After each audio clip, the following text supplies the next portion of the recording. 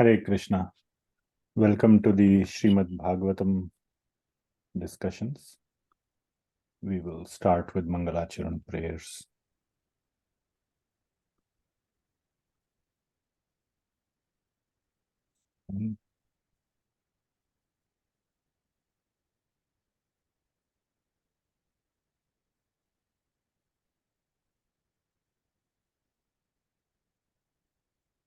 Om Ajnanatimirandhasya Jnananjanashalakaya Chakshurunmilitam Yena Tasmai Shri Gurave Namaha. Shri Chaitanya Manobhishtam Sthapitam Yena Bhutale Soyam Rupah Kada Mahyam Dadati Swapadantikam. Vandeham Shri Guru Shri Yutah Padkamalam Shri Gurun Vaishnavamscha Shri Rupam Sagrajatam Sahagana Raghunathanvitam Tam Sajivam Sadvaitam Savadhutam Parijana Sahitam Krishna Chaitanya Devam Shri Radha Krishna Padan Sahagana Lalita Shri Vishakhanvitamscha Nama Om Vishnupadaya Krishna Presthaya Bhutale Srimate Bhakti Vedanta Swami Niti Namine Namaste Saraswati Devi Gauravani Pracharine Nirvishesha Shunyavadi Paschatya Desha Tarine He Krishna Karuna Sindho Deenabandho Jagatpate Gopesha Gopika Kanta Radha Kanta Namostute Tapta Kanchana Gaurangi Radhe Vrindavaneshwari Vrishabhanu Sute Devi Pranamami Hari Priye Vanchakalpatarubhyascha Kripa Sindhubhya Evacha Patitanam Pavanebhyo Vaishnavebhyo Namo Namaha. Jai Shri Krishna Chaitanya Prabhu Nityananda Shri Advaita Gadadhar Shrivas Adi Gaura Bhakta Vrinda. Hare Krishna Krishna Krishna Hare Hare Hare Ram Ram Ram Hare Hare. Srila Prabhupada ki jai. Let us recite the first verse of Srimad Bhagavatam.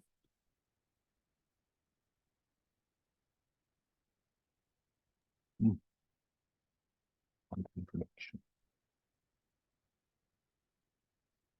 You can unmute, and some of you at least, if you would like. Om Namo Bhagavate Vasudevaya. Om Namo Bhagavate Vasudevaya. Om Namo Bhagavate Vasudevaya. Om Namo Bhagavate Vasudevaya. Om Namo Bhagavate Vasudevaya. Om Namo Bhagavate Vasudevaya. Janmadhyasya yatonvayaditaratah chartheshvabhigyah swarat. Janmadhyasya yatonvayaditaratah chartheshvabhigyah swarat. Tene brahma hridayadikavaye muhyanti yat suraya. Tene brahmodaya adika muhyanti suryaha.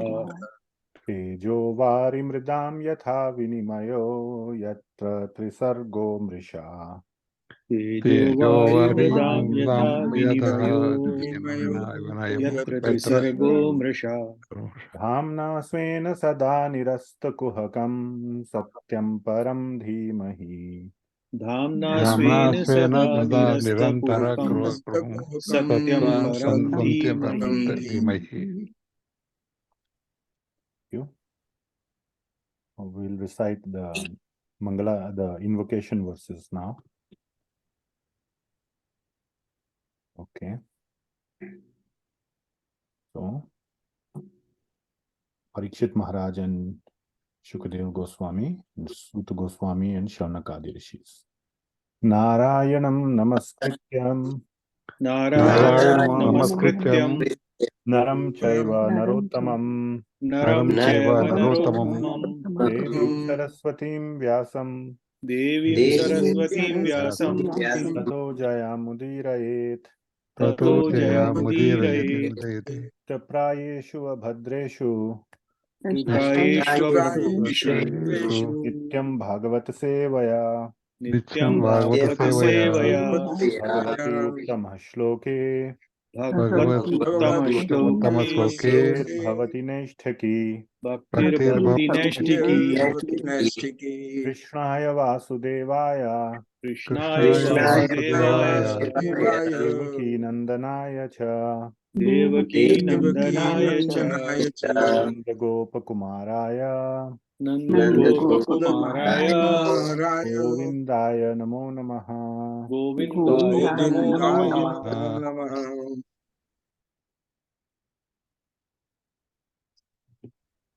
Okay, let us start. Today we are going to do chapter 5. So let me share my screen.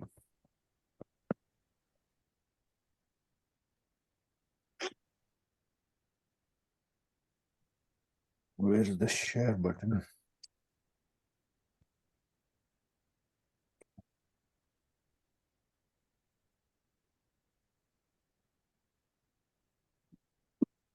Okay.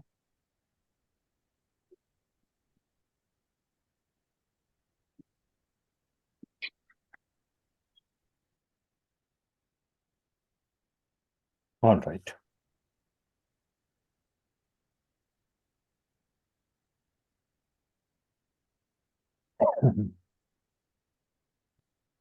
So we are going to study chapter 5.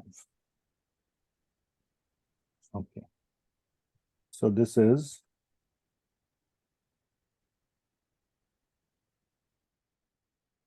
Srimad Bhagavatam, Canto 1,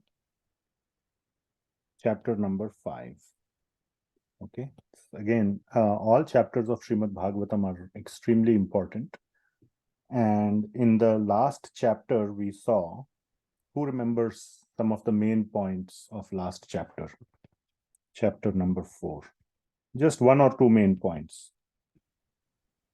Vedavyasa is very disturbed because in spite of writing everything, he doesn't feel satisfied. Very disturbed, yes. Vedavyasa. Yes. Types of bhakti. Say that again, Prabhuji. Types of bhakti. Types of bhakti. What do you mean by that? Which types were discussed? Sadhana bhakti. Okay. And are you mixing up the Bhakti Rasamrit Sindhu discussion? No, Prabhuji. Okay. Arrival of Nārada Muni. Arrival of Nārada Muni. Very nice. Also, it talks about what inspired Vedavyasa to write. Very nice. What inspired Vedavyas to write the? Prabhuji, I wrote down that all what's because he one's was not life, satisfied. aim of life. Aim of life, yes. Very nice. Yes, Ramakant Prabhu. Yeah, actually, he was not satisfied by all his creations. Yeah, that's the first one.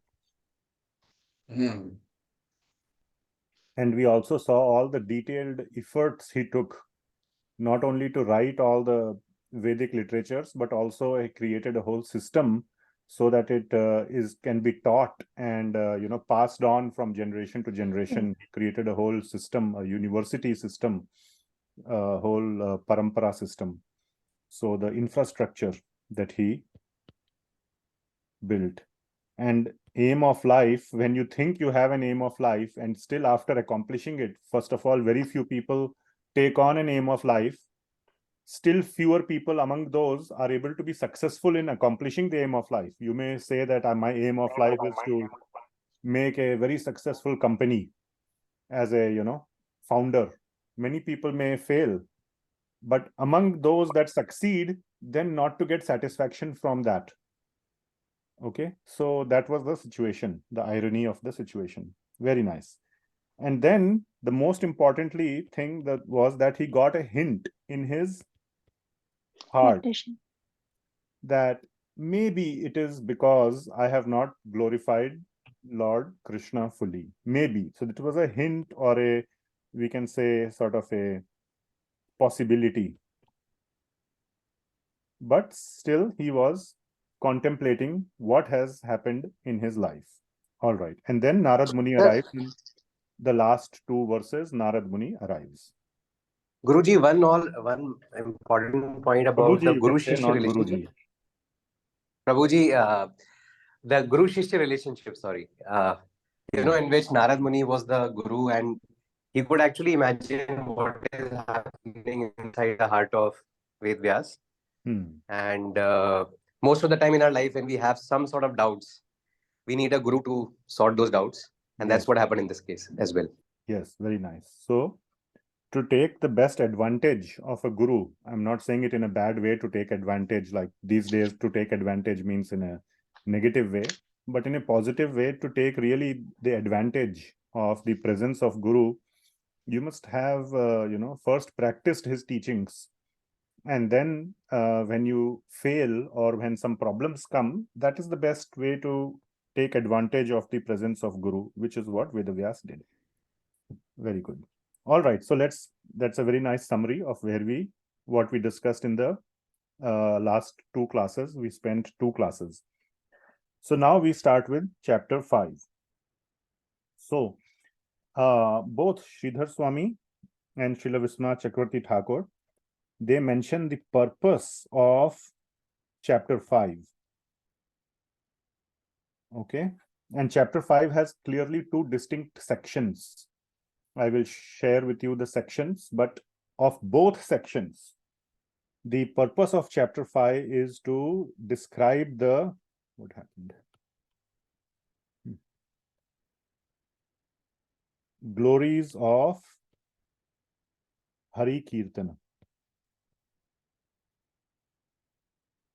So in that sense, it is an extremely important chapter, that from this chapter we get a very, very, very strong understanding that Hari Kirtan is the most glorious activity. It is the topmost activity. Hari Kirtan is the main limb of bhakti. Hari Kirtan. So we can put it like this. Hari Kirtan is the main limb of bhakti. So the glories of Hari Kirtan are described like it will be front and center. You cannot miss it. All right.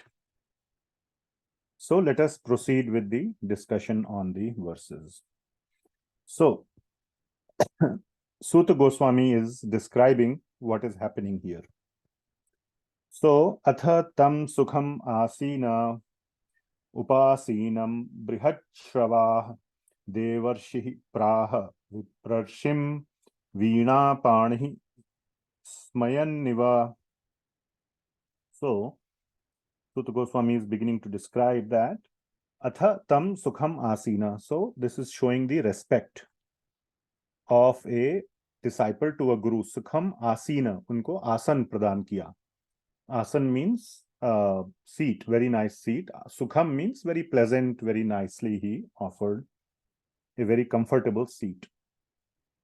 And then upasinam, and Vyasa sat nearby him, next to him. So he upasinam, and Brihatshava, Narad was, and Vyasadeva began to, had a very respectable approach towards Narada Muni, because Narada Muni, he knew, is a very, very great personality. So he was, by his behavior, offering great respect to Narada Muni.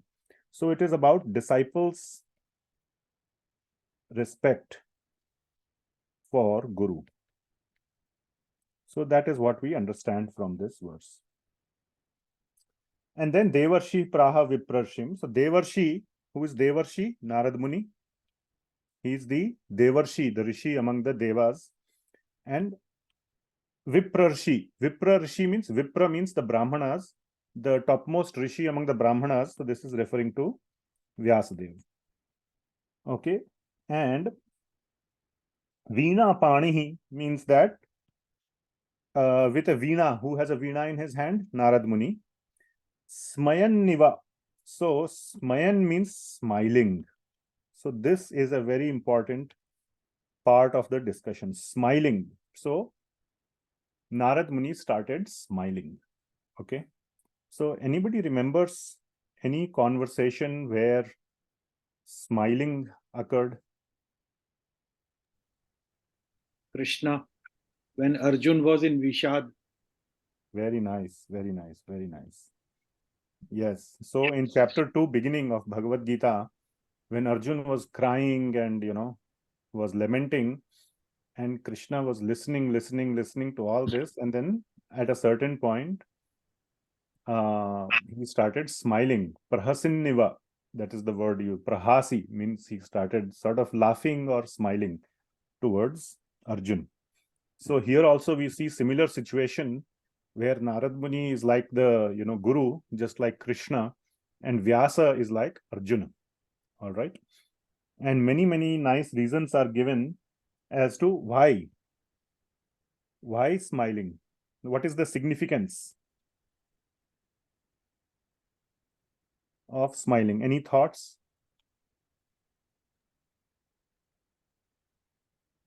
Out of Karuna for the disciple. Okay, very nice. From love, Compassion. Compassion, sorry. Na- And for the Karuna innocence is of... fine. Nārada Muni knows the outcome of the discussion. Very nice. So both of the important points have been covered, which means that Nārada Muni not only, you said it like in a slightly different way. He knows the outcome of the discussion, but basically Nārada Muni knows the problem plus the solution. Okay. So he knows exactly what is going on. He is so what it shows is that a very confident teacher. Okay. And he's not just confident like he is just pretending to be confident. He is confident. And that is the best kind of teacher who can really help a student. Okay. When he completely, like if a child asks me, small child asks me, uncle, what is 2 times 5? Answer is 10. I don't have to think. I just know the answer. For the child, it may be very difficult. How is 2 times 5, 10? So I can explain him in many ways. I know the answer. I have full confidence that I can explain to him the answer. So I would smile. Okay. And another reason is that, so these are 2 very important reasons. The third reason is approval of the questions by Vyasadeva. So Vyasadeva is contemplating. Okay. This one is slightly different from Arjuna, Krishna-Arjuna Samvad. Okay. Of course, the Lord has put the feelings in the heart of Arjuna as well as Vyasadeva, so that Bhagavad Gita and Srimad Bhagavatam can arise. That part is there. It is true. But still, what Arjuna was going through was at a materialistic level. Whereas what Vyasadeva is going through, what he's trying to do is that he's trying to do good for the whole world, for all the living entities, and he is feeling dissatisfied. So he's genuinely feeling, where did I go wrong? What else should I do? So in that sense, it is an approval by Nārada Muni for the questions that, or for the dilemma or the agony that Vyasadeva is going through. So it is showing an approval. And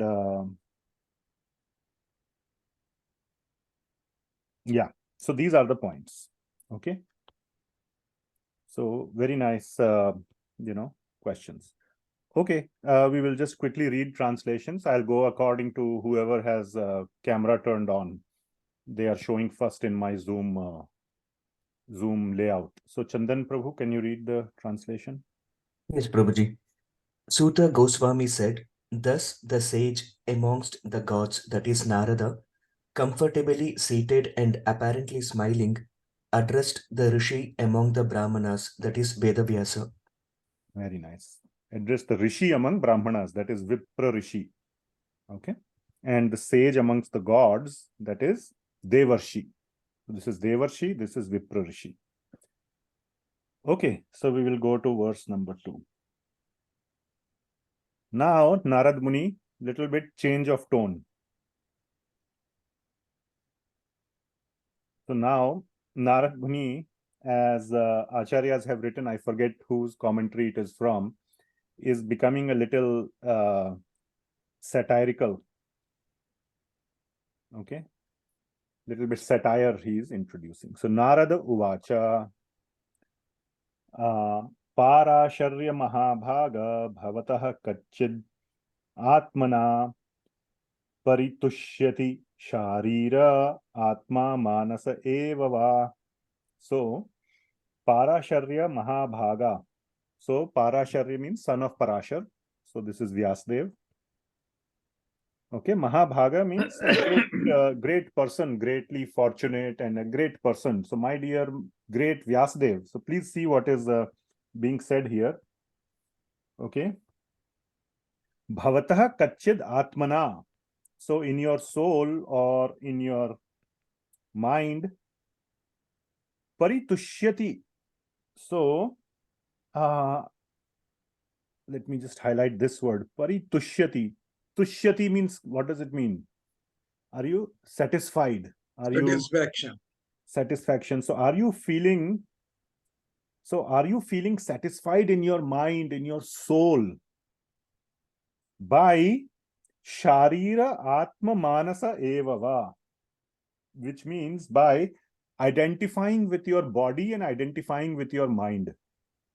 So this soul, I'll remove the mind here. So this soul, are you feeling satisfied by equating your soul with your body?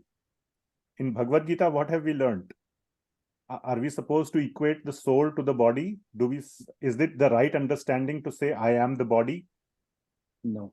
No, we are not the body. When the body dies, the soul continues to live, and that is the real self, the soul. So because all the Vedas and all the other activities mentioned in the Vedas are for upliftment of the body and the mind, also the manasa. So mainly it is for upliftment of the body and mind, which means it's basically karma kanda or jnana kanda. And very, very small portion is attributed to attaining moksha, but this is the large part. So he's saying, and this is basically catering to the body and mind, isn't it? And then finally comes moksha after a long, journey. So Narada Muni is asking, how are you feeling? Are you feeling satisfied by catering to the body and to the mind? You must be feeling really happy, no? Like, when, I don't know, when, let us say my child will, play all the semester and then he will get B grade, C grade, D grade in the test. Then I will say, how are you feeling happy? You wasted all your time, Now you're feeling happy. So like that, we will, somebody can say. So it's a satirical question. All right. Makrand Prabhu, can you read the translation? Addressing Vyasadeva, the son of Parashara, Narad inquired, are you satisfied by identifying with the body or the mind as objects of self-realization? Another point that is mentioned, I cannot remember which translation, Parasharya Mahabhaga. This is like a, कहते हैं in Hindi में भिगो के मारा. You, the great son of Parashar. So, आप तो इतने महान हैं, आपको तो अच्छा लग रहा होगा. अब तो now you must be feeling really happy, my dear great person. So like that. So, satire. You are also smiling now, Prabhuji. Yes. That whole feeling of satire is kind of, coming. Very nice. All right. So third verse. So now he becomes serious. So no more satire, now serious. So he is basically, Acharyas write that Narada Muni is, Vyasadeva is sitting quiet. You know, when there is some real problem going on in the heart, it is very hard to speak up. And Narada Muni is saying these things, you know, by, you know, Sam, Dam, Dand, Bhed, whatever. He's trying to make Vyasadeva speak, but he's sitting so quietly, not saying anything because of his sadness in his heart. So first he's using satire, now he's being serious. So what he says, Jigyasitam susampannam apite mahadadbhutam kritavan bharatam yastvam sarvartha paribramhitam. So jigyasitam susampannam. So you have done inquiry. Jigyasa means inquiry. And you have done susampannam. Sampannam means complete inquiry. So you have done a very complete inquiry and into the basically the science of self-realization. And apite mahad adbhutam. So this seriously what he's doing, he's praising the work of Vyasadeva. So he's saying you have done a great inquiry and complete inquiry, and it is wonderful. It is adbhutam. Oh, what happened?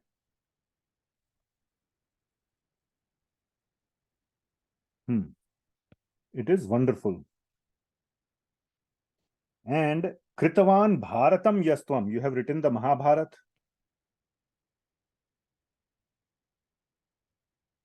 Okay. And sarvartha paribrahmitam. And this Mahabharat itself, of course, you have written the Vedas, but you have also written the Mahabharat, which shows the Vedas in action. Okay. So you have shown an example of the Pandavas who are living according to the principles of Dharma. So Mahabharat is basically a Dharma Shastra. How to live your life according to Dharma. Srimad Bhagavatam is what? Is it Dharma Shastra? Bhakti Shastra. Yes, Bhakti it is Shastra. Bhakti Shastra. So, but Dharma Shastra and Vedas are the law books of humanity. So that's why they are the books of Dharma. So you have written the Vedas, which are the law books, and you have shown it by example in the Mahabharat, in the Pandavas, how to live a life of Dharma. All this wonderful work you have done. And Sridhar Swami writes, though it is not in the verse directly, but not only you have written it, but you have practiced it as well. Practiced it in your life. Your life means in Vyasadev's life, which means you have, you know, what you call walk your talk. So you have acted what you have written. So you have shown it by your own personal example as well, because Vyasadeva himself led a very, very dharmic and a very pious life.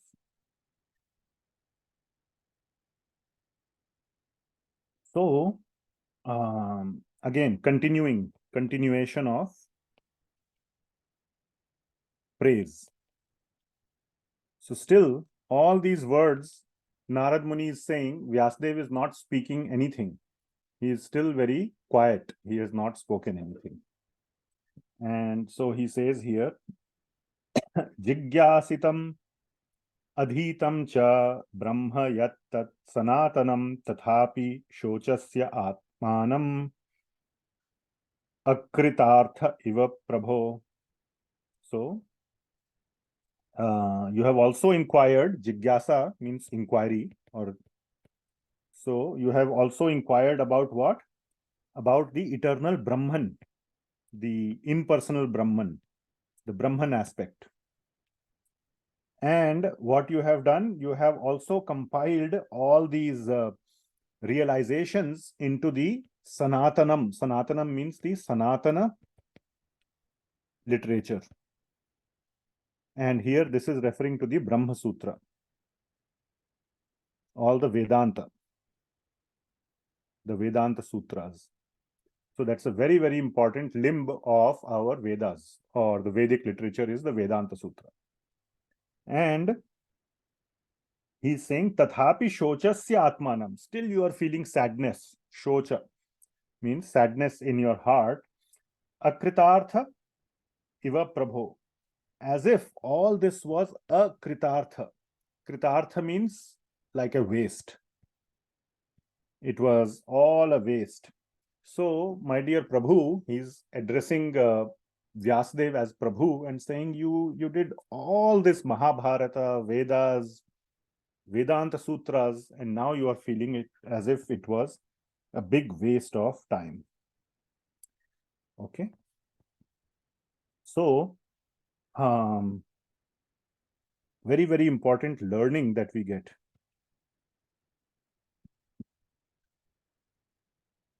Which is that Brahman realization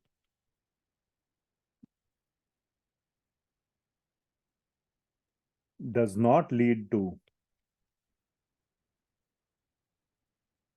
full bliss in the soul. Okay. So for complete bliss, Ananda. So Bhagavan is known as Sat Chid Ananda. So the Brahman realization only gives us the Sat aspect, the eternal aspect. Eternal means one which is not temporary. Material world is temporary. So it is basically a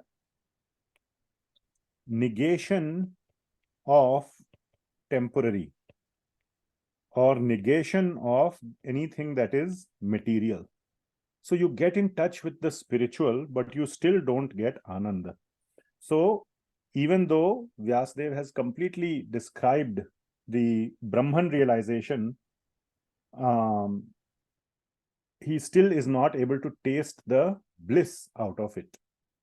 So that is the understanding. Okay.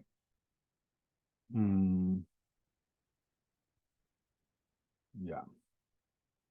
So bliss can only come by bhakti, not by dharma, by following a dharmic or a pious life, or even by impersonal spiritual progress.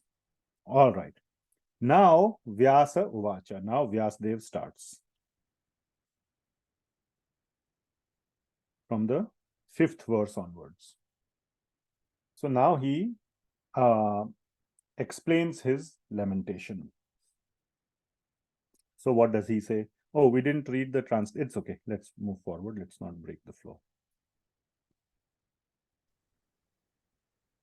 Astya eva me sarvamidam tvayoktam tathapi natma paritushyate me tanmulam avyaktam agadha bodham prichhamahe tvatma bhavatma bhutam. So he's saying that what you have said, asti eva me sarvam idam tvaya uktam. So asti eva, it means that everything asti eva me, whatever you have told about me, sarvam idam tvaya moktam, whatever you have told about me, tathapi natma paritushyate me, that I am not. Na atma paritushyate. Na atma means not in my heart I am satisfied. So what you have told is correct, that I am completely feeling dissatisfied in my heart. And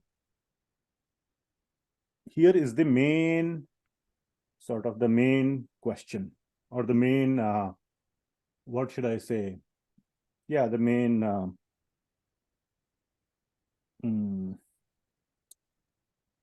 churning in the heart, or the main botheration, we will say.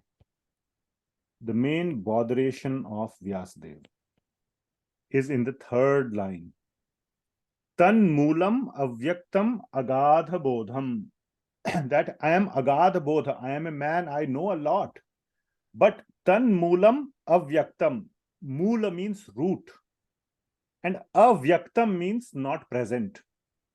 So, which means that I cannot see avyaktam tan moolam, the root cause of this dissatisfaction. This is showing the dissatisfaction. And here, here he's saying, I am unable to find out the root cause. So sometimes there is churning in the heart. There is botherations. We feel like something is really bothering us, but we cannot find out the root cause. And then he says, Prichham ahe, that I want to ask you to tell me what is the root cause. So he's asking for Guru's help to find out the root cause. So here is the main thing. I am unable to find out the root cause. That is the most important point that is being brought out here. So we have to see an irony here. He has written all the Vedas, the Mahabharata, the Vedanta Sutra, the Puranas, etc., etc. All these things he has written so that people, when they are unhappy at a material level, okay, when they are unhappy, they can find out the root cause. So, for example, a thief, if he has stolen money or he has caused harm or hurt somebody, there may be some glani, some guilt feeling in his heart. And by reading the Dharma Shastra, by reading all these things, he can get an idea as to why he is feeling unhappy, guilty, dissatisfied. So basically, he has helped the whole world to find out what is the trouble in the heart. Now he is facing the trouble in the heart and he cannot find out his own trouble. So such a big irony is being shown here. Okay. So let us read the translation. So who is next? Shalu Mataji, please. Hare Krishna, Guruji. Shri Vyasadeva said, all you have said about me is perfectly correct. Despite all this, I am not pacified. I therefore question you about the root cause of my dissatisfaction, for you are a man of unlimited knowledge, due to your being the offspring of one, that is Brahma, who is self-born, without mundane father and mother. Very nice. So this Tvatma Bhavatma Bhutam. So Atma Tva, you are Atma Bhava, which means the your father is self-manifested, or he was not born from anyone, which is Brahma. And Atma Bhutam means you are his offspring. So you are the son of the self-born, which is Brahma. So he's asking for Narada Muni's help. But the main question is, therefore, I question you about the root cause of my dissatisfaction. This is his question. Okay. And then he glorifies Narada Muni.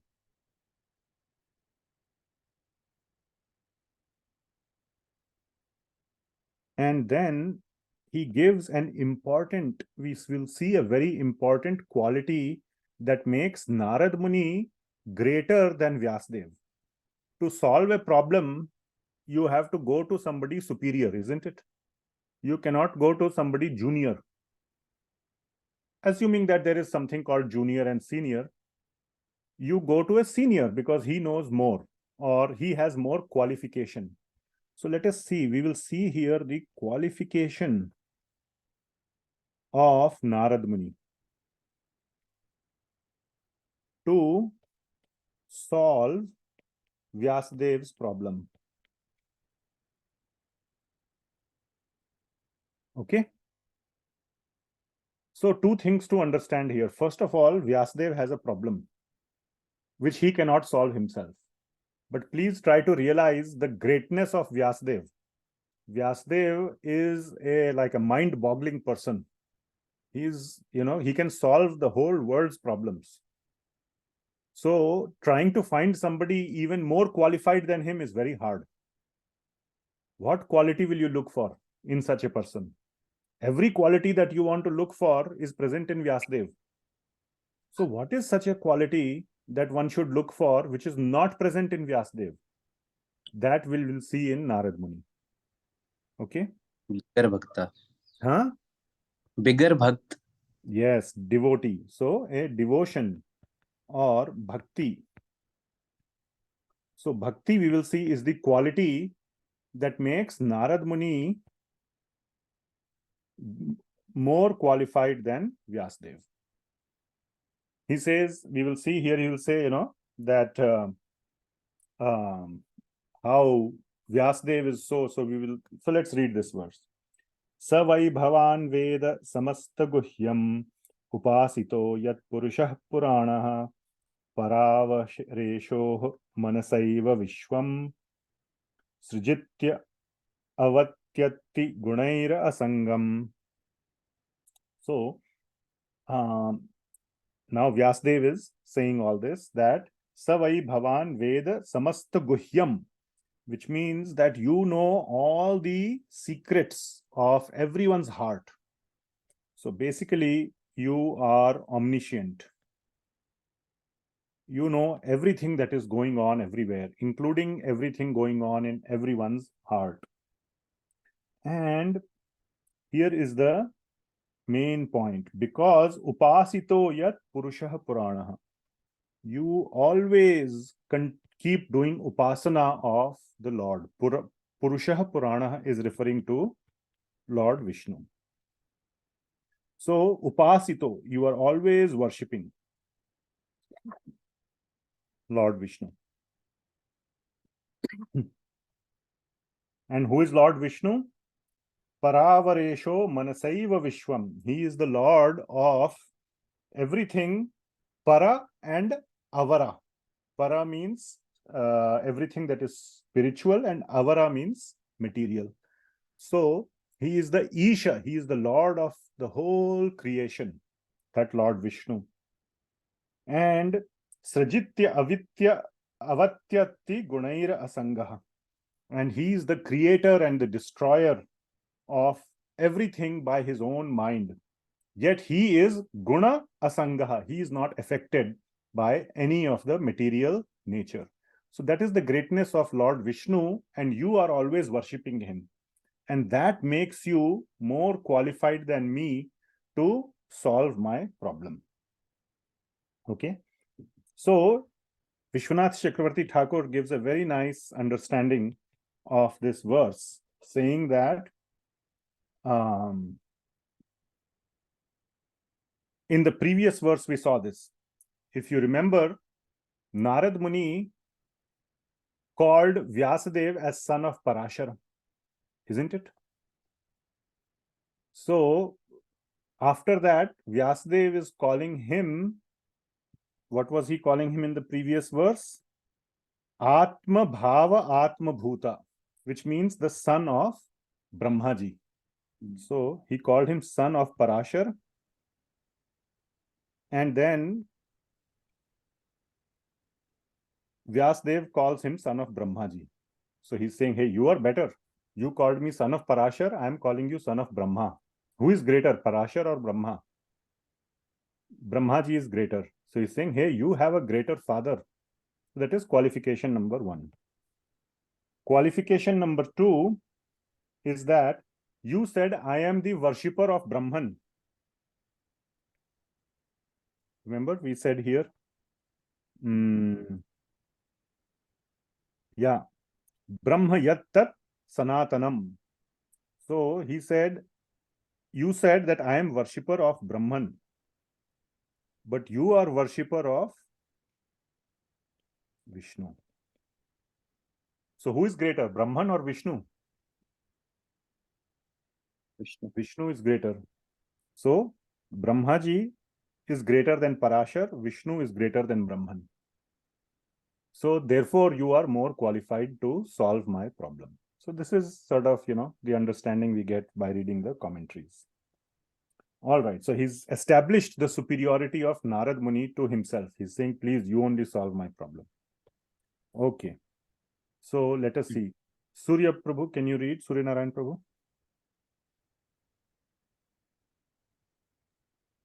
Yeah. My Lord, everything that is mysterious is known to you because you worship the creator and destroyer of the material world and the maintainer of the spiritual world, the original personality of Godhead, who is transcendental to the three modes of material nature. Very nice. Thank you. So again, further glorification of Nārada Muni. Okay. So very quickly we will go through it. Tvam paryatan arka iva trilokim. So paryatan means what? घूमना फिरना. Ghumna firna, vacation, not vacation, travel, you can say. So tvam paryatan arka iva, like the sun keeps going round and round in the sky, right? So like the sun, you are always on travel. Trilokam, you can go to all the three worlds wherever you want. You have this transcendental capability to go into any of the three worlds wherever you want. You keep going. And then antashcharo vayur iva. So vayur iva means like air. You can go inside anything. Making anything airtight is the hardest, isn't it? Watertight we can make it, but airtight. So air can penetrate into the smallest of holes. So he's saying you are like that. You can enter anywhere like the air. And you are Atma Sakshi. Atma Sakshi means omniscient. You can see anything. And Paravare Brahmani Dharmato Vratai. And I have been absorbed in this understanding of Brahman realization, etc. Snatasya me nyunam alam vichakshva. So please, find out my deficiency, my nyunam, my deficiency, please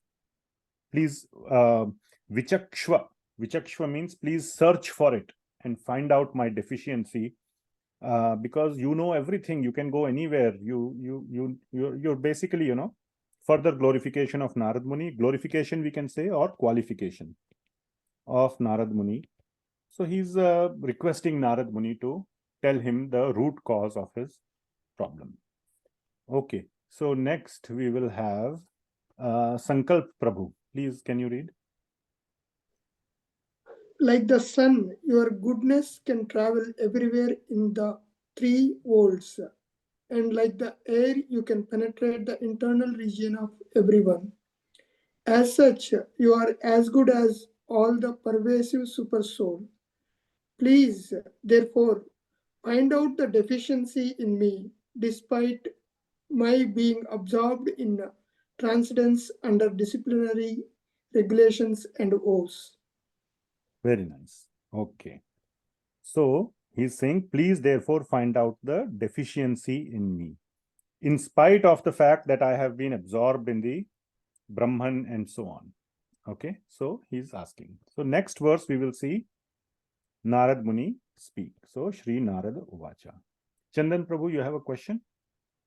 Prabhuji, it's slightly mundane. I hope you don't mind. But whenever Narada Muni is described, they're talking about traveling the three worlds, which are more material. But Narada Muni is also beyond just the material, correct? Yes, he can go into the spiritual world also at his wish. But Okay. this is just a description, Trilokam. It doesn't mean that it is limited to this. Okay, thanks, Prabhuji. Just wanted that Okay. confirmation. Yeah. This is not limiting the scope of Nārada Muni.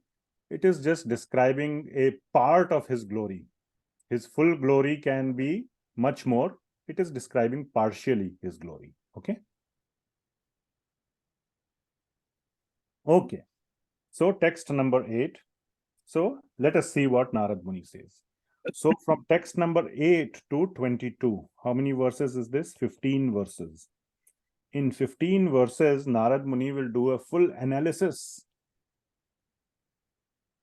of Vyasadev's situation. And some very nice discussion is going to happen here.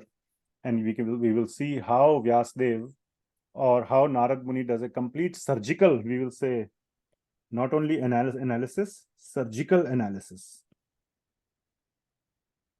And surgical analysis means also we can say that it is like positives and negatives, both.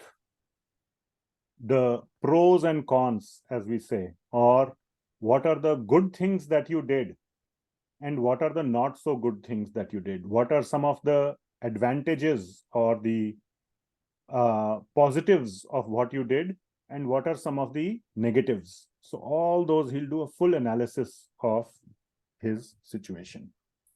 So first he starts with a direct reply. Direct reply to what?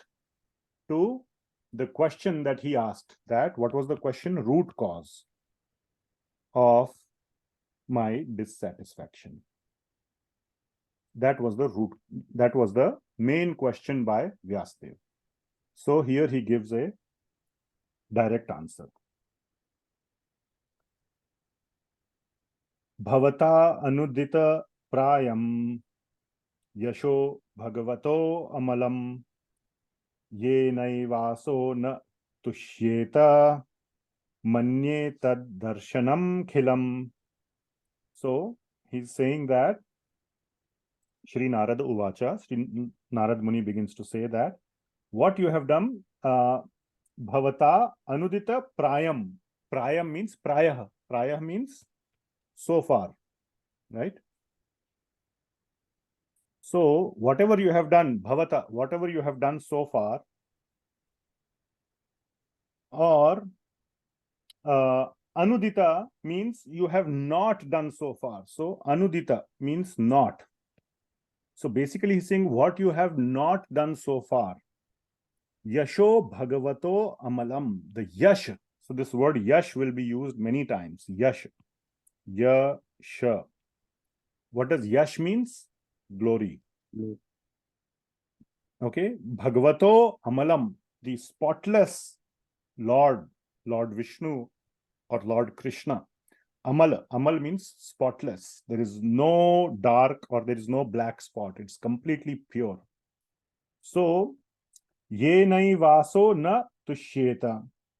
And so what you have not done is that you have not sung the glories, the yash of the Supreme Lord. So here is the main problem.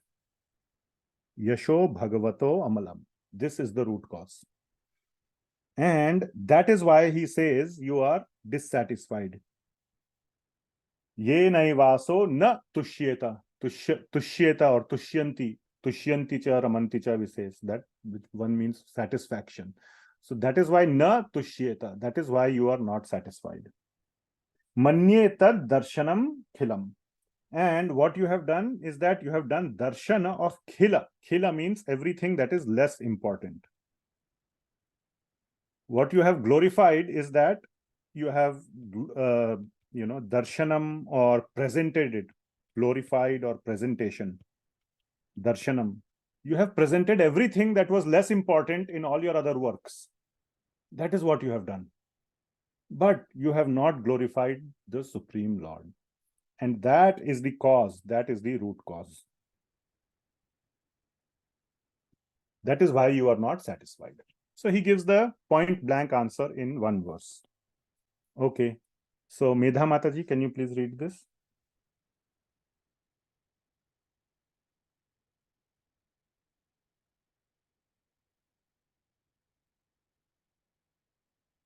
Are you able to unmute? Hare Krishna Prabhu. Yes. Hare Krishna Prabhuji. Sri Narada said, you have not actually broadcast the sublime and spotless glories of the personality of Godhead. That philosophy which does not satisfy the transcendental senses of the Lord is considered worthless. Very nice. Thank you. So you have not actually broadcast the sublime and spotless glories of Lord Narayan. And you have made all other descriptions of all the other philosophies, which are not so important. Now, again, yet another very direct reply, a direct analysis again. Okay. Yatha dharma dayaschartha muni varya anukirtata na tatha vasudevasya mahima hyah anuvarnitaha. So, what you have done? So, what you have done and what you have not done. So, what you have done? Yatha dharma dayash charcha artha. So, like dharma adaya means etc. Adi. Dharma adi cha artha. The four purusharthas. So, dharma artha kama moksha. These four muni varya anukirtitah. So anukirtitah means to describe. The similar word you will see, anuvarnitah. So anukirtitah means you have done kirtan. Very nice kirtan you have described in your books, in all your various works, the dharma, artha, kama, moksha, these four purusharthas, very nicely, my dear Vyasadeva. What you have not done, na tatha, but you have not done Vasudevasya mahima. So the glory of Lord Vasudeva.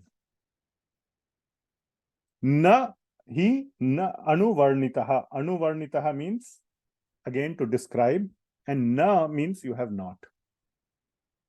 So you have done all this description of dharma, artha, kama, moksha, etc., but you have not described the mahima or the glories or yash of Vasudeva. So that is the problem.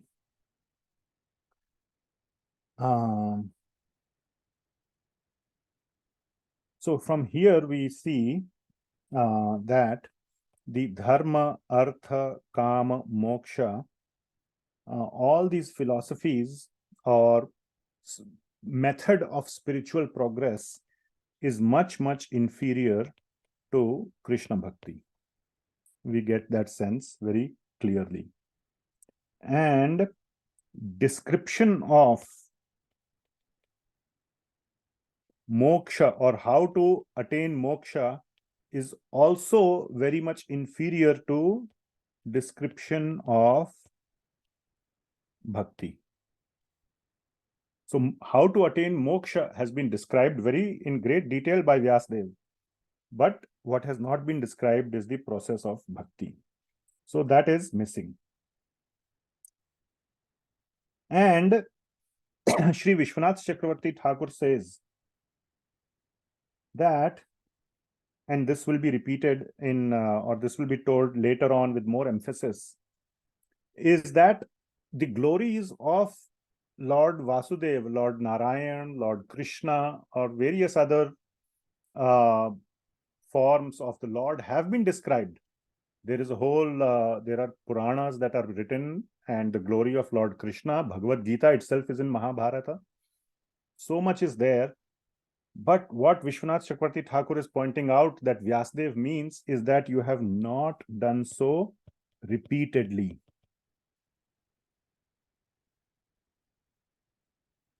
That repeatedly is missing. Whereas the description of dharma, artha, kama, moksha and all these other aspects has been done repeatedly, which means it has not been insisted, or the proper focus is missing. So whatever you are insisting, whatever you are repeating over and over again is what carries focus. And that has not been done. So we may feel, how many of you feel that Bhagavad Gita, for example, which is part of Mahabharata, is a Bhakti Shastra?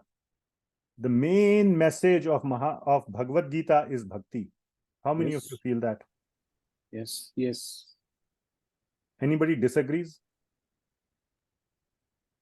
Anyone disagrees with that? Nobody will disagree, isn't it? Mm. Why is that? That is because you all have been trained, or the way in which you have read Bhagavad Gita is according to the Vaishnava understanding, is according to the Bhakti understanding. That's how you have been taught the Bhagavad Gita. That is the main message of Bhagavad Gita, yes. But hardly 1% of the commentaries, if you look up, there are hundreds of commentaries on Bhagavad Gita, hundreds of them. If you look up those commentaries of Bhagavad Gita which emphasize bhakti, that is only 1%. 99% of the commentaries on Bhagavad Gita focus on dharma, artha, kama, moksha. They fail to point out the superiority of bhakti, even though we can see that it is very clear in Bhagavad Gita. That is not what the commentaries do. So people miss it. So it is there in Bhagavad Gita, but it is not repeated. It is not, and in Bhagavad Gita, maybe the repetition is more, but in all of the Vedas, Puranas, Vedanta Sutras put together, it is not repeated at all. So it is there, but it is not emphasized, it is not repeated, it is not insisted. That is the problem. Okay, so one should not take away the understanding that it does not even exist elsewhere. It absolutely existed. This is the problem: repetition and emphasis. And Okay? Bhagavad Gita is a very small part of Mahabharata. And it is a very small part of Mahabharata as well. Yes. And bhakti is hidden within Bhagavad Gita. Mm. Within that small portion, bhakti is in even smaller portion. And it is hidden, which is why many commentators completely miss it, either purposefully or innocently. One way or the other, they miss it. All right. Okay. Let us see what else is there.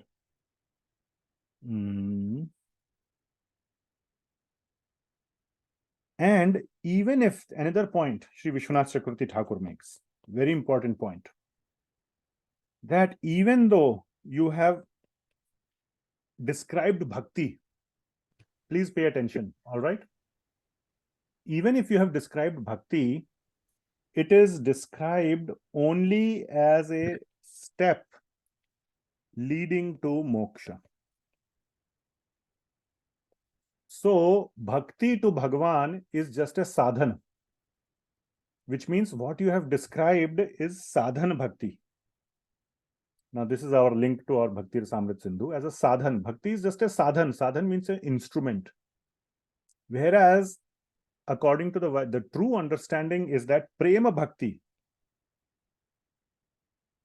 is the ultimate goal. Moksha is not the goal, but prem bhakti is the goal. So what you have emphasized, even if bhakti is there, it is just there as a tool, as a sadhan, not as the goal. So these are the problems with the existing literature of Vyasadeva. All right. So please understand this, and this will be this Vyasadeva or Nārada Muni will bring it out more nicely, more in a more detailed way in next few verses. Okay. I'm looking at my notes and seeing anything else I have missed. Okay, let's move to the 10th verse. Now,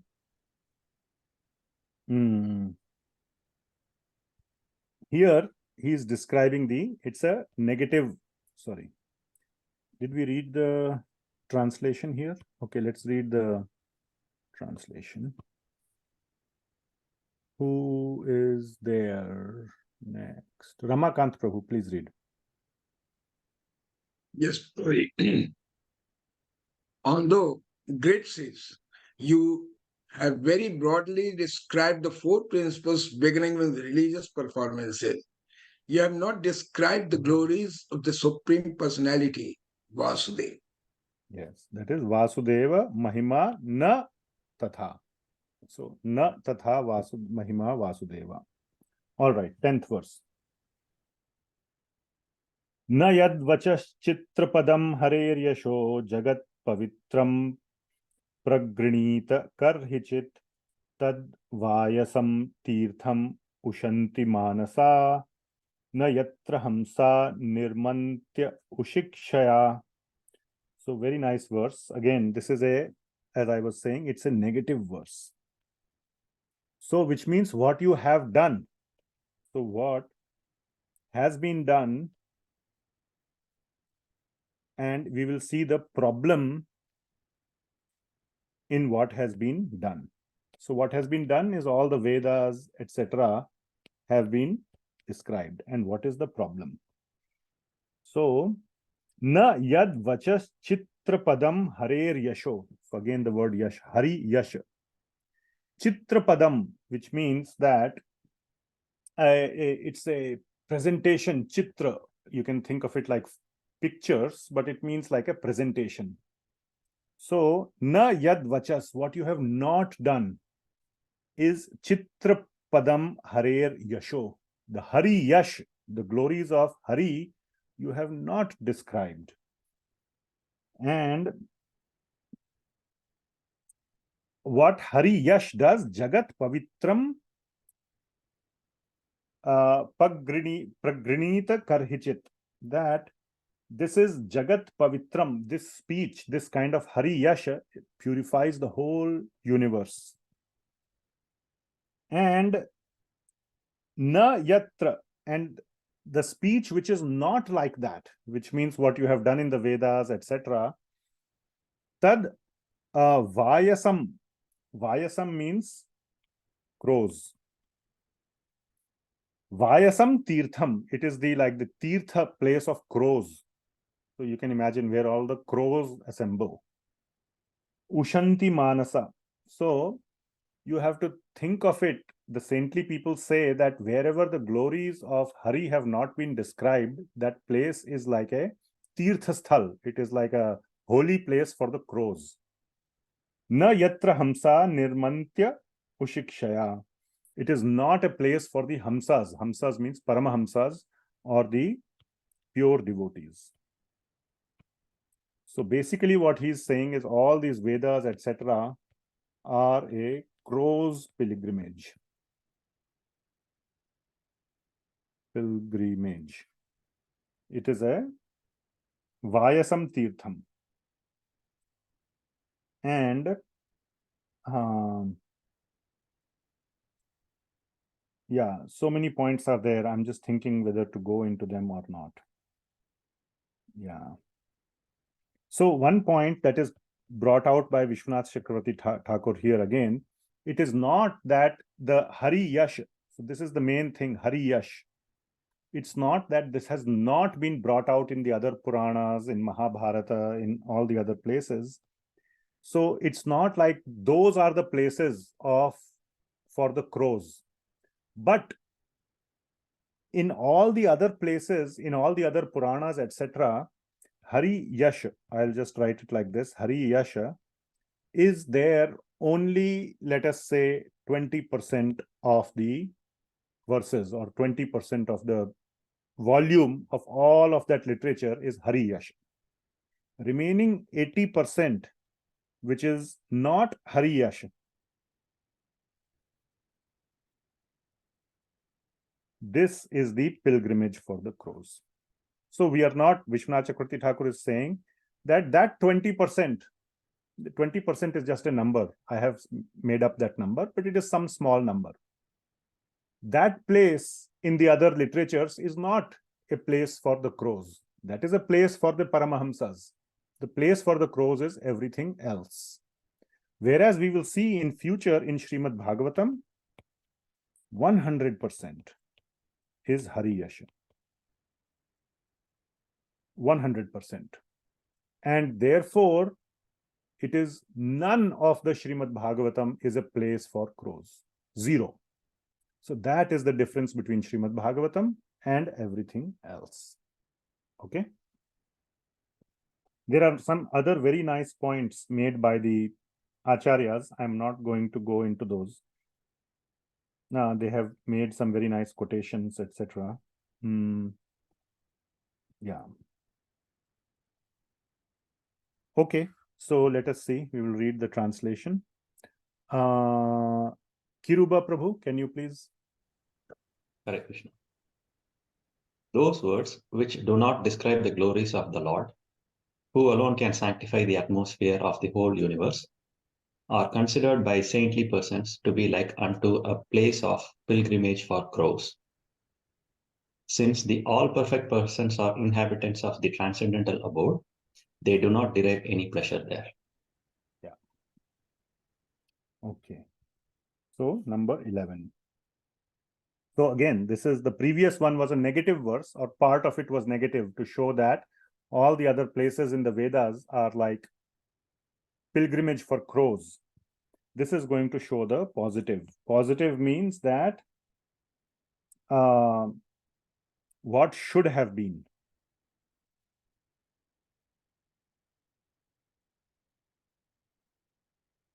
The case. So, which will be Srimad Bhagavatam. So, Tadvag Visargo Janatagha Viplavo Yasmin Pratishlokam Abadhvatya Api Namanya Anantasya Yasho Ankitani Yat Shrinvanti Gayanti Grinanti Sadhavaha. So, Tadvag Visargo Janatagha Viplavo. So that literature, which is like a, for the people, for the janta, for the mass of people, agha means the sins, viplavo, overflowing sins are eradicated. Unlimited number of sins get eradicated. That literature which washes it all away. Yasmin prati shlokam, just by one shlok or every single shlok, prati shlok, any shloka you take from a literature, it has the power to wash away unlimited number of sins of the entire population of the janta. And here is a very nice point. Abadhatvati api. Abadhatva means even if it is improperly composed. Which means that the composer or the composition, even if they are imperfect, maybe it is not in the proper meter, maybe the words are not there, the grammar is wrong, or this or that, anything may be the case. Okay. But what if it is doing? The Lord has Namani Anantasya Yasho. His names, and Yasha means glories, are what? Ananta. Ananta means unlimited. So if that literature is Ankitani, Ankitani means is enumerating, is listing down the unlimited names and glories of the Lord, then it is the best literature. And what the sadhavas do, what the sadhus do, Shrinvanti, Gayanti, Grinanti. Then they accept it. Grinanti means to imbibe it in their life. Shrinvanti, they love to hear. Gayanti, they love to speak. And Grinanti means to apply it in their life. So even if that literature is improperly composed, so a very, very important point is that the grammar or the poetic nature or any such thing is, is meaningless. What is important is that it should contain Namani Anantasya Yasho Ankitani. It should list down, it should glorify, it should enumerate the unlimited names and glories of the Lord. And then the devotees love it, even though if it may not be the best, topmost level of poetry, it may not win a Nobel Prize, but what it will win is the hearts of the pure devotees. So that is the purpose of such Bhakti Shastra. which will be Srimad Bhagavatam. So let us read the translation, and I have one beautiful point to make here, which came from Sri Vishvanatha Chakravarthy Thakura. So let us see, we have asked everybody to read whose camera is on. Anybody whose camera is not on wants to read can go ahead. Yes, Prasun Prabhu, go. On the other hand, that literature which is full of descriptions of the transcendental glories of the name, fame, forms, pastimes, etc., of the unlimited Supreme Lord is a different creation, full of transcendental words directed towards bringing about revolution in the impious lives of the world's misdirected civilization. Such transcendental literatures, even though imperfectly composed, are heard, sung, and accepted by purified men who are throughout honest. Okay, very nice. Thanks. Even though it is imperfectly composed, what happens? It is heard, sung, and accepted by the pure devotees. Okay. Now, a very sweet point brought out by Vishwanath Chakravarthy Thakur is regarding this word Gayanti. Okay. So Gayanti means to speak or to sing. So pure devotees or devotees of the Lord who are, very attracted to such literature, they want to speak it to people if there are people to listen. So if there is an audience, or we can say a suitable audience who is interested, then they love to speak, and they can go on for hours and hours and hours. And, time flies like, they have no, no clue of the amount of time it takes. But what if there is no suitable audience or no audience? Then how do they do Gayanti? If there is nobody to listen, would they do the speaking and the singing? If yes, to whom and for what purpose? Any thoughts? To the Lord himself. Satisfaction. To the Lord himself. So first, yes or no? Would they do Gayanti? Yeah, of course. All right. Then to whom or for what reason? Just for Anand and to the Lord. Anyone else? For self-satisfaction. Very nice. What else? Anybody else? Prem, Krishna Prem, to increase the Prema Bhakti. Okay. Yeah. So that is the right answer. I am sure many of you wanted to say the same thing. So it is like for solo singing, they just are out of ecstasy. Okay. And for the pleasure of the Lord. If nobody is listening, the Lord is listening. And you can think of here, Lord is, very eager to hear his own glories. Not that he's any narcissist or anything like that. But these glories are so sweet that even the Lord wants to hear the glories. Another very important point is brought out. Okay. That literature which not only glorifies the Lord, but glorifies the devotees of the Lord, that the Lord is even more interested in hearing, because it contains the glories of his devotees. And the Lord is never satisfied. He can never be fully satisfied that, okay, now I have heard enough glories of my devotees. Lord will never say that. He is never satisfied in hearing the glories of his devotees. So for all these reasons, the pure devotee knows that, and he continues to sing even if there is no audience, no suitable audience, or no audience at all. He just continues to sing for his own pleasure, the Lord's pleasure, and for simply the ecstasy of it. So that is the mood of devotees, and that is the beauty of such literature. We read the translation, right? Yes. All right. Okay, let us proceed. What is the time? 7:20. Okay. I thought we will cover till verse 22, but doesn't look like. So, and then after 22, so as I said, from 8 to 22 is the sort of the analysis, the surgical analysis by Nārada Muni.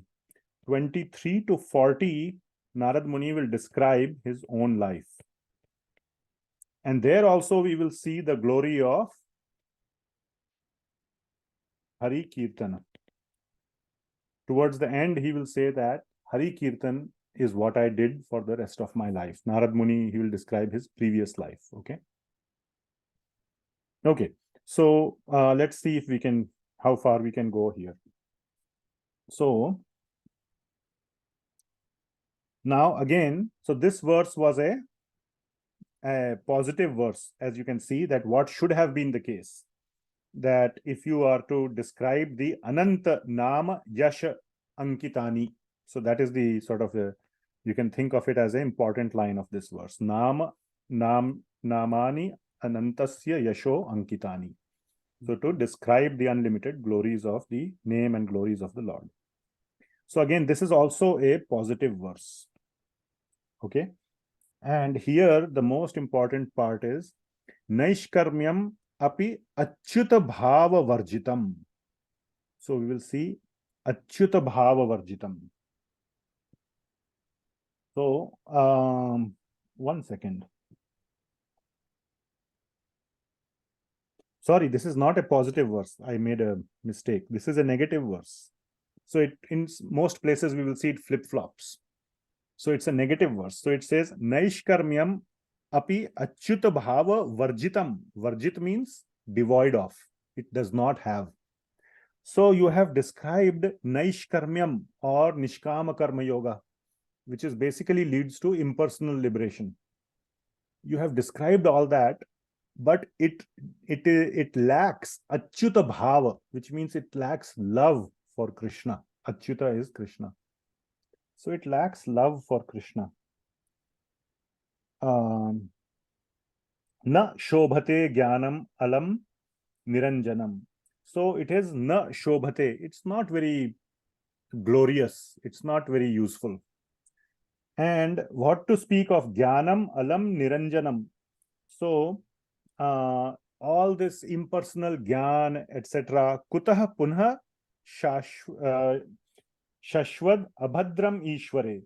That is not full of this achyuta bhava for Ishvara, for the Lord. Na charpitam karma yad api akaranam.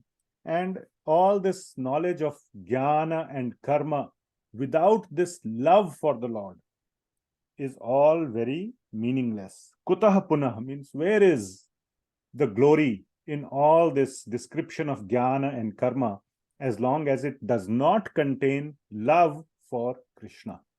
So that is the main point here. Okay.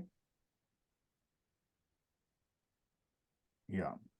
So achyuta bhava.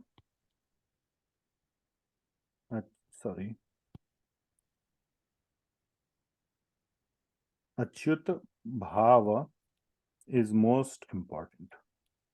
That is the message of this verse. Okay, let's proceed quickly. Anybody would like to read the translation here?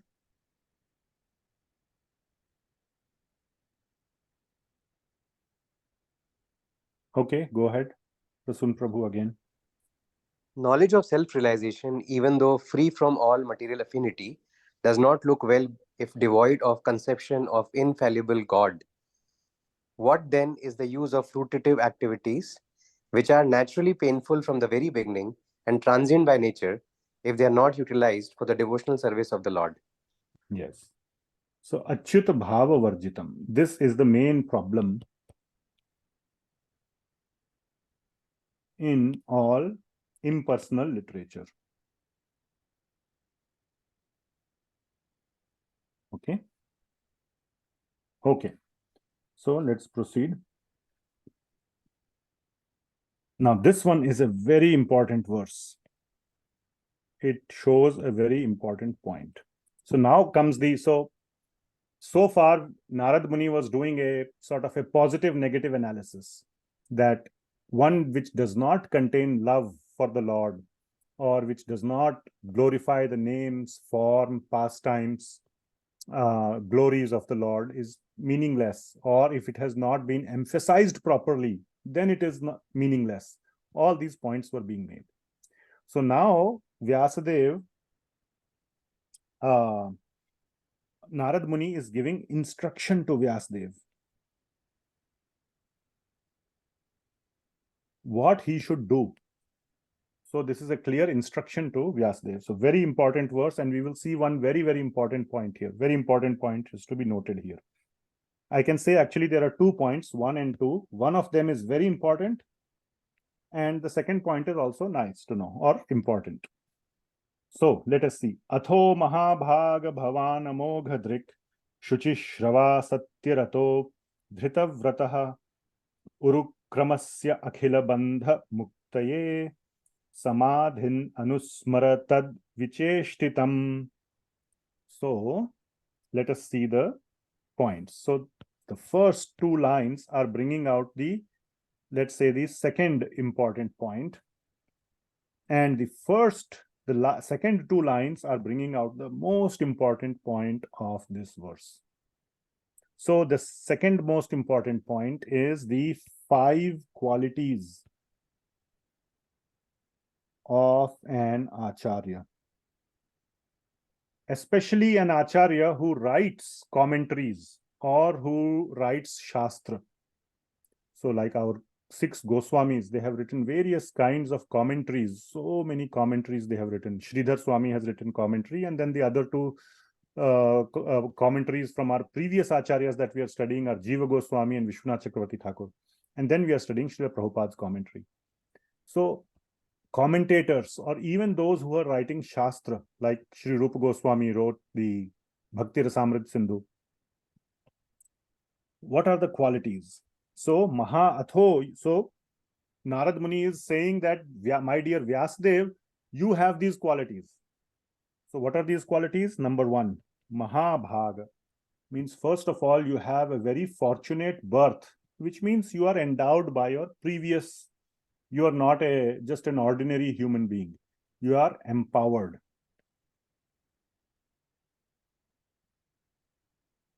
Second, Amoghadrik. Amoghadrik means that you are a perfect seer, Srila Prabhupada says. Or basically you are a visionary. Then the third one is Shuchi Shravaha. This is the third one.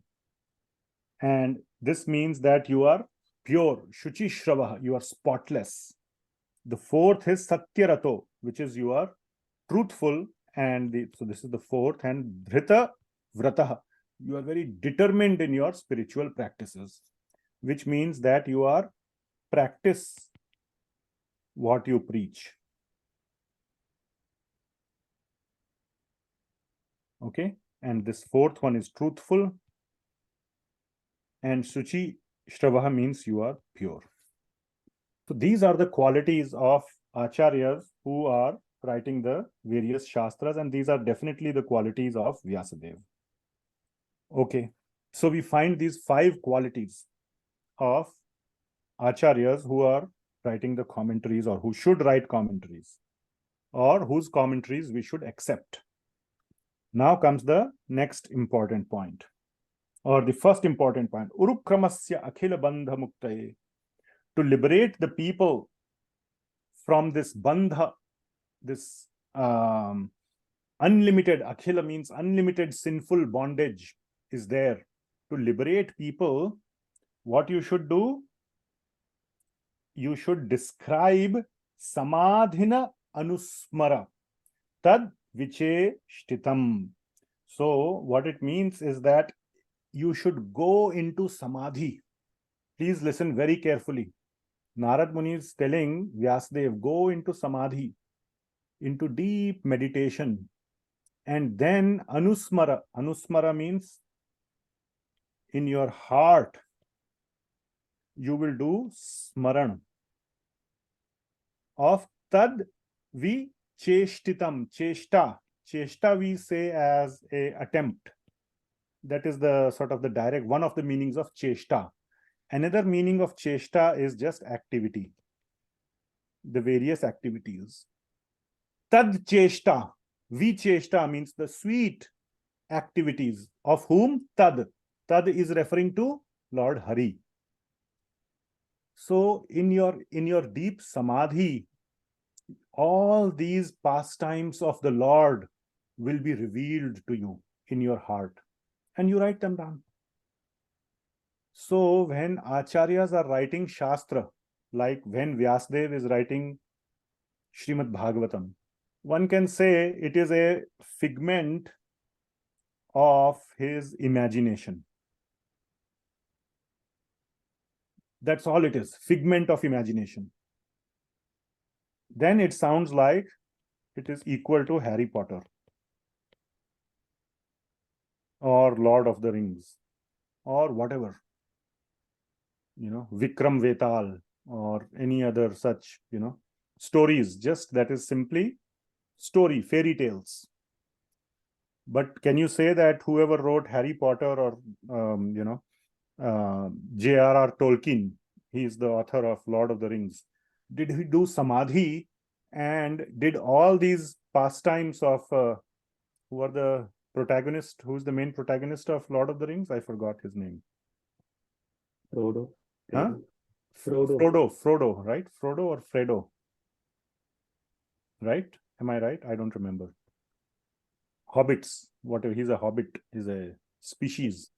Anyway, so was he able to see it in his heart? Probably not, or definitely not.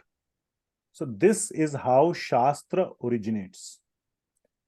Okay, so when future acharyas like Rupa Goswami has written many more pastimes of Lord Shri Krishna, which are not mentioned in Srimad Bhagavatam. So can we say that it is figment of his imagination? What do you think? Can anybody tell? Is it a figment of his He also imagination? did a deep meditation. Yes. Jiv Goswami, for example, has written Gopal Champu. Boliye, Brahmakant Prabhu.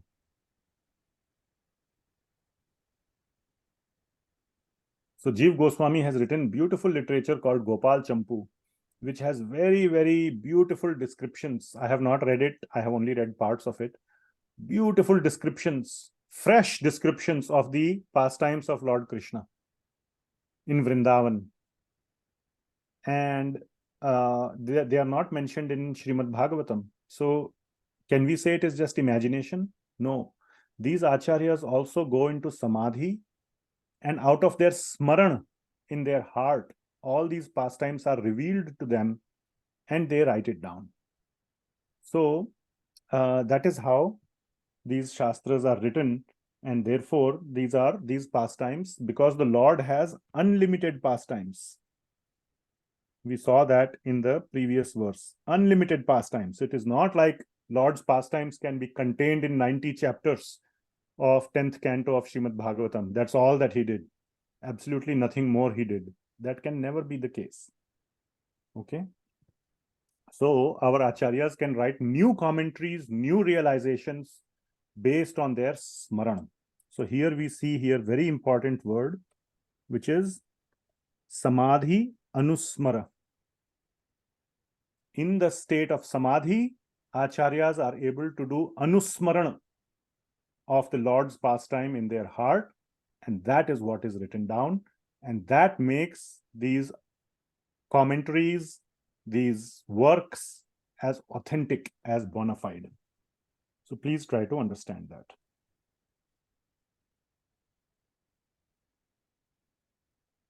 And Sri Vishvanatha Chakravarthy Thakura writes that there is no other way for us to realize Lord's pastime. Okay, when we see here that even Vyasadeva is following this mechanism or this method of samadhi anusmarana, even Vyasadeva, and then he has written the whole 10th canto of Srimad Bhagavatam, and then he told it to Shukadeva Goswami, who then told it to Parikshit Maharaj. Of course, Shukdev Goswami also went into Samadhi and could see more things. And then that is what he told to Parikshit Maharaj. So it is all coming from the Samadhi Anusmarana. So this is a very important word, Samadhi Anusmarana. And it gives a big, big clue into how Shastra is written. I was very happy to see this point and to realize this point in this verse of Srimad Bhagavatam. Who else can read the translation? Somebody other than somebody who has not read. Ashish Prabhu, go ahead. O Vyasadeva, your vision is completely perfect. Your good fame is spotless. You are firm in vow and situated in truthfulness. And thus, you can think of the pastimes of the Lord in trance for the liberation of the people in general from all material bondage. Thank you. So, Prabhuji, what is the most important learning from this verse? That you can think of these pastimes when you are in that samadhi or that trance which is mentioned. That's the takeaway. Yes, that is the main point. All right. Thank you. Very nice. Okay. Then number 14. Oh, it's already 7:38. Okay. Okay, we'll stop here. Are there any comments or questions here? So we will stop and resume next time. Anything else anybody wants to share or comment?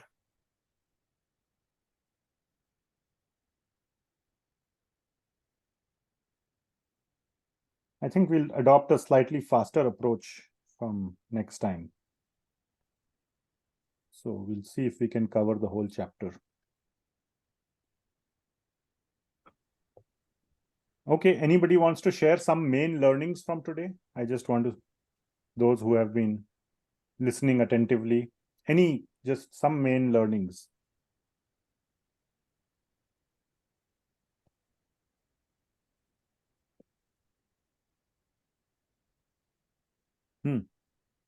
Just unmute and say. The respect that needs to be shown to a guru. Okay, very nice. We can say not to a guru, but to your guru. To your guru. What else? You can flip your pages of Srimad Bhagavatam and see. We covered up to verse number 13.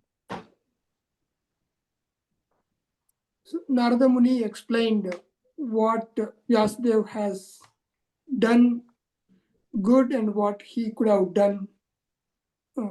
Yeah, so pick one thing, maybe specific, one or two. So basically, like he told Vyasadeva that he did not glorify Lord in his literature so far. So let me ask you. So again, just as a revision, we are doing revision here. I will say that no, he has glorified in Vishnu Purana. Repeatedly. So repeated. That's a very nice point. Repeated emphasis on Lord's glory. Yash. Very point. Was not present in previous works. Also, it is pointed out that it has been used as a means to achieve moksha, but not as a means to life. Very nice, very nice. Bhakti as a means for moksha. And that is a problematic. This is problematic. All right. Anything else? Anything that is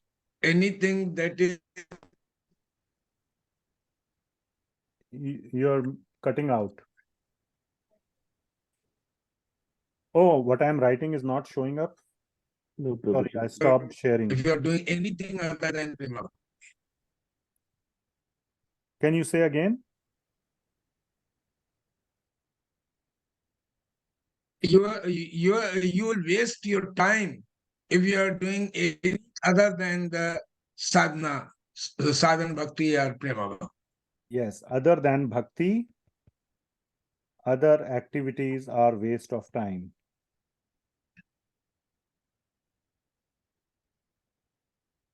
Very nice. Anything else? There's so much. Maybe we can take 3-4 points more and we can end. Anybody who has not spoken so far, just trying to encourage people to participate. Or those who have spoken also can say, but please. One takeaway was like there was a point when you said, will you be doing this when you are alone and without audience? Very So nice. one takeaway was that doing the devotional actions for the Lord, that's the sufficient motivation. We don't need audience. I could relate to Kirtan, but there are other activities of like discussion of pastimes as well. Yeah. For Lord's pleasure. Even if no one is there, the Lord is always present. So for his pleasure, they do it. Yes, very nice. Exceptionally, very nice points. Anything else? Narada Muni is definitely more qualified than Vyasadeva to teach him. Yes. Nārada Muni is more qualified than Vyasadeva. Yes, Chandan Prabhu, you were saying something. Oh, even the fruitive actions that we do should be utilized for the devotional service of God. Yes, fruitive actions should be done or in mood of bhakti. Very nice. Anything else? Pilgrimage should not be of crows. Huh? Pilgrimage should not be of crows. Okay, nice. Yes. So we said that, anything that is devoid of Krishna or Narayana, etc., is a pilgrimage for crows. Okay, and then more towards the later part, last couple of verses, we read some nice things. Smarana Samadhi. Huh? Yes. Samadhi Smarana by acharyas leads to their writings or the descriptions that we Revelations. read. Huh? Revelations, I said. Revelations, yes, the revelations. All those are revealed to them in the heart. Okay, very nice. I think these are wonderful points. I mean, I'm sure there could be more. There is another point which was Achyuta Bhava, which is very important in all the, I think it was mentioned, devoid of fruitive activities should be done. So I think these are linked. And Vyasadeva has 5 qualities that acharya should have. yes, very nice. So qualities of acharya, I'll just put it here, 8.5. And one point which, let me add one point from my side. I'm looking, of course, at my notes, that those verses, even if they are improperly composed, even if they are they have grammatical problems or other problems, it does not matter. You can have a perfect grammar, perfect Sanskrit, perfect everything, but if it is not glorifying the Lord, then it is like for crows. But even if it is improper, but it is glorifying the Lord fully, then it is for Paramahamsas. So grammar or all those poetic nature, Nobel Prize winning qualities does not matter.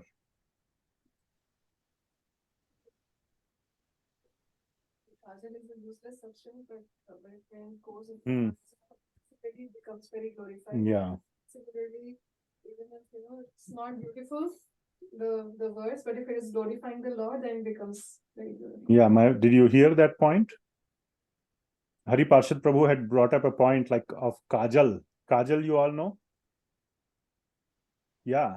If it, if it touches your clothes or something, it's very hard to get off. It destroys the clothes.